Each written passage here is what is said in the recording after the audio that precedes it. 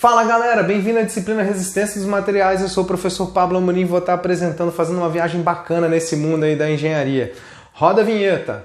Bom, não tem vinheta. Dá um like aí, segue a gente aí no YouTube, se inscreve e aciona o sininho para receber mais mensagens dos vídeos que a gente vai estar postando referente a esse conteúdo.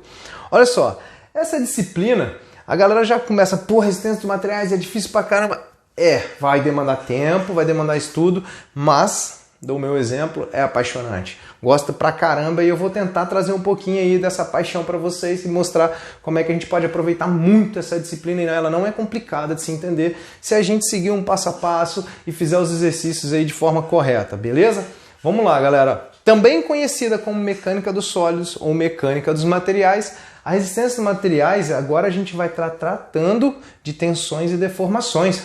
Lá em mecânica estática, nós vimos as cargas externas no corpo, tratamos o corpo como rígido e agora a gente vai entender como essas cargas internas influenciam, né, vão estar trabalhando na minha estrutura e como ela vai estar reagindo a essas cargas externas. Vamos estar falando sobre resistência mecânica, rigidez e a estabilidade desses elementos naquela estrutura, tá? Como essas forças vão estar influenciando tudo isso, beleza? Além dos materiais que a gente vai estar trabalhando aí, tá? Bom, lá em mecânica estática, como vocês viram lá, vou botar o link da playlist lá quando a gente fala de corpo rígido, né? Calcula aquelas cargas externas, reações. Dá uma olhada aí na descrição, quem tiver dúvida, vamos ter que voltar lá porque tem conceitos que a gente vai aplicar aqui. Porque mesmo quando a gente trabalhava com corpo rígido e agora com corpos deformáveis, a gente vai estar usando as mesmas características que vimos lá, as equações que vimos lá. Vou mostrar para vocês em breve. Olha só, dessa vez aquele corpo, né, aquela carga externa vai gerar deformações no meu corpo, então a gente vai estar entendendo essas deformações e até quando essas deformações podem existir, né, e até quanto essas cargas podem gerar de tensão sem que sofra falha a minha estrutura, tá? Bibliografia. Gosto muito do Hibbeler, né, é a bíblia aí da resistência dos materiais. Também temos do Beer Johnson, são os mesmos autores que a gente vê em mecânica estática, tá? E eles seguem na análise estrutural toda a parte de mecânica dos sólidos, eles trabalham, né? A resistência dos materiais do Hibbeler, edições antigas, a nova está como mecânica dos materiais, bacana pra caramba, todos eles vai atender, né? Muda poucas coisas, os conceitos são os mesmos, tá? São livros pesados, bem detalhados, tá? Tem bastante conteúdo, mas eu também aconselho alguns outros, né? Eu gosto muito do Melconian, Timothy Philpott e William Nash. Esses dois aqui são bem mais didáticos, bem mais resumidos, né? E aí eles são mais diretos, né? Bom, vou estar trabalhando principalmente com Hibbeler, né? Onde a gente vai fazer vários exemplos, mas também vou vendo a didática dos outros e vou estar aplicando durante as aulas. Então não se preocupem, vamos trabalhar com todos, segue os slides, segue os vídeos que vai ficar tranquilo, tá? Como é que surgiu esse estudo de resistência de materiais? O que a resistência de materiais influencia, né? Pensa o seguinte, como é que o pessoal fazia projeto antigamente? Sem conhecer materiais, sem conhecer aquela quanto ele resiste, né? Aqueles testes anteriormente que vão nos embasar para fazer esses cálculos, né? Bom, construía uma coluna, botava o telhado, batia o vento, caía. Pô, vamos fazer uma coluna mais parruda, né? Vamos aumentar a dimensão dessa coluna. Aí botava a coluna maior, botava o telhado em cima, chovia, batia vento, caía de novo, né? Então era aquele achômetro, né? Era tudo um chute, vamos ver que vai dar certo, vai que dá certo, né? Galera, estamos estudando para não fazer isso. E não vem falar que, não, vai zambiar. Não, não é assim, galera. Beleza? A gente vai ter essa teoria, essa base aqui para a gente poder desenvolver, pelo menos, né, chegar em valores próximos aos reais que a gente precisaria de trabalhar, né? Então, a ideia desse estudo é como foi a evolução, né? A gente começou a ter os estudos aí primeiros, né, sendo realizados por Galileu no século XVII, onde ele percebeu esses efeitos nas cargas, né, esses efeitos de cargas em diferentes vigas, hastes e materiais. E ele começou a perceber que tinha diferença. Agora a gente começa a entender um pouco de materiais, né, essas cargas externas para materiais diferentes ou mesmo materiais, variando as cargas também. E a gente começa a entender que não é só a gente colocar lá e vai resistir. E muitas vezes, muitos projetos estão superdimensionados. Poderia estar com seções menores, com redução de massa, né, galera? E um grande movimento na França no século XVIII, entrou aí, século XVIII, principalmente com Poisson, Lamé, Saint-Venant e Navier, eles começaram a estudar um pouco mais essa teoria, levar para a prática, né, e fazer mais experimentos nisso daí. E hoje, como é que é isso, né? Bom, como engenheiros, nós não vamos fazer no achômetro, né? E nós entramos em cálculos mais aprofundados, né? Como é que projeta um edifício como esse? Tem vários exemplos. Coloquei esse aqui que eu achei bacana, é um edifício em Abu Dhabi com 160 metros, né? E ele é o edifício, em 2010, ele entrou para o livro de Guinness como edifício mais alto inclinado no mundo, né? Então o que acontece? É possível fazer na mão os cálculos? Com certeza. Mas demoraria dias, meses, anos para a gente estar fazendo um estudo como esse, né? E o que pode ser reduzido, otimizado esses cálculos, sendo feito com métodos computacionais e matemática avançada, né? Então hoje em dia nós temos softwares para fazer esse tipo de cálculo, né? Tanto para fazer o modelamento, para visualização 3D, hoje em dia a gente tem que usar a tecnologia, né? Mas não adianta só saber utilizar o software, nós temos que ter esses conceitos, né, que a gente vai estar vendo aqui, e aí entra em teorias mais complexas, teoria da elasticidade, plasticidade, para se trabalhar com esses elementos. Mas a base está aqui, galera. Então a gente vai aprender essa base e aí está aplicando em software. Né? Qual a ideia? A ideia que a gente vai estar vendo aqui, entender como é que eu vou aplicar carga, o que pode estar fazendo de reação naquele corpo, e aí sim eu interpreto os resultados. É uma ferramenta para facilitar os nossos cálculos, mas nós temos que conhecer, né, toda essa base. Tá? Então olha só que bacana, um exemplo aí, modelagem com elementos finitos, tá? Por elementos finitos, de uma laje fungiforme aí. E dependendo do tipo de carga, vibração, olha só que bacana. A reação do meu corpo é diferente. Isso aqui estamos falando, ó, milímetros de deformação. Quantos milímetros, qual a deformação que está tendo em várias partes dessa laje, né? Então, otimiza muito nossos cálculos, nós podemos fazer várias combinações de cargas, né? Analisar cada, não é você colocar um carregamento ponto final, não. Ele vai estar solicitado por várias cargas, né? Ele vai estar sofrendo ação de várias cargas, diferentes cargas em vários pontos, e a gente tem que analisar toda essa combinação de carregamento.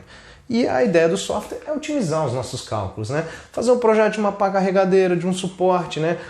Trabalhando com VOMIS, olha que bacana, né? A gente vai ver também sobre isso, tá?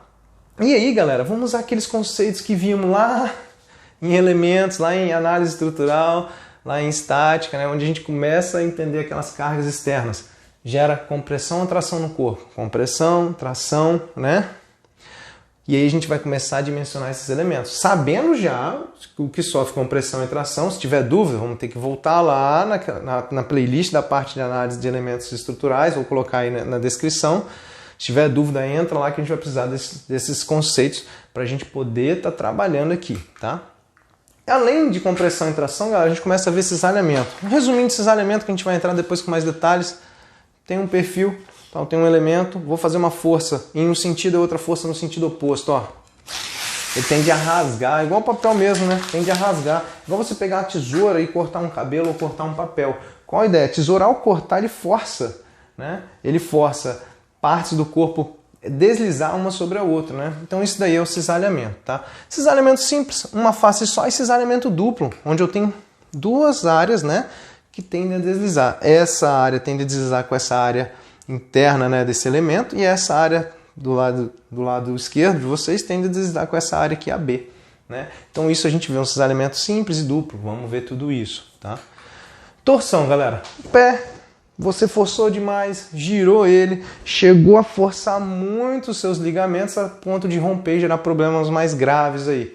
Mesma forma acontece com os materiais. Se nós girarmos muito, pode romper aí talvez as nossas ligações, né? Ou até mesmo danificar estruturalmente, né?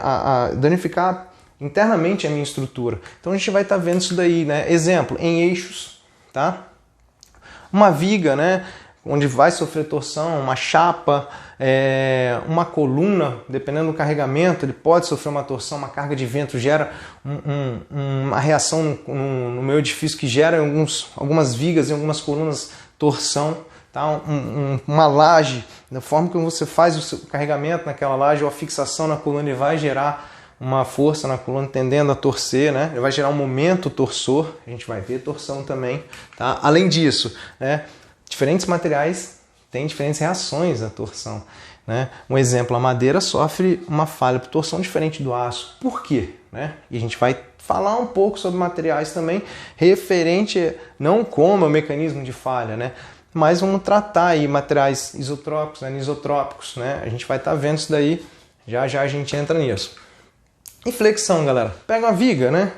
Vou pegar uma viga, fixar ela no extremo e vou fazer força perpendicular ao eixo dela, perpendicular ao eixo dela. Isso é flexão, tá? Nesse caso aqui, ó, apoiado em 2 pontos, eu tenho 2 cargas no centro fazendo isso aqui com ela.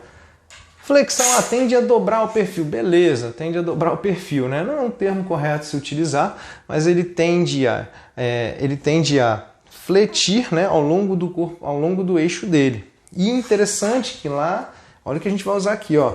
Lembra, lá em mecânica estática, vou botar aí referente a momento de inércia, olha na descrição que a gente vai precisar de momento de inércia aqui também. Se eu pego esse corpo que está desse formato aqui e apenas giro ele, a reação dele quanto à mesma carga externa é totalmente diferente. Entendo que pegar a régua e botar ela assim, ó, ela suporta muito mais carga do que se eu botar assim, né?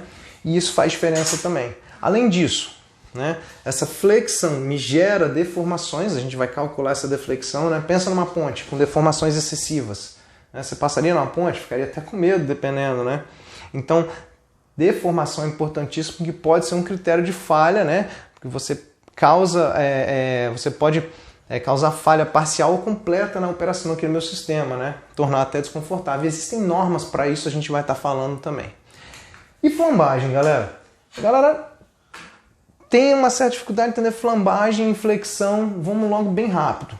Flexão, perpendicular ao eixo, flambagem, mesma direção do eixo. Como se sofresse compressão, ó.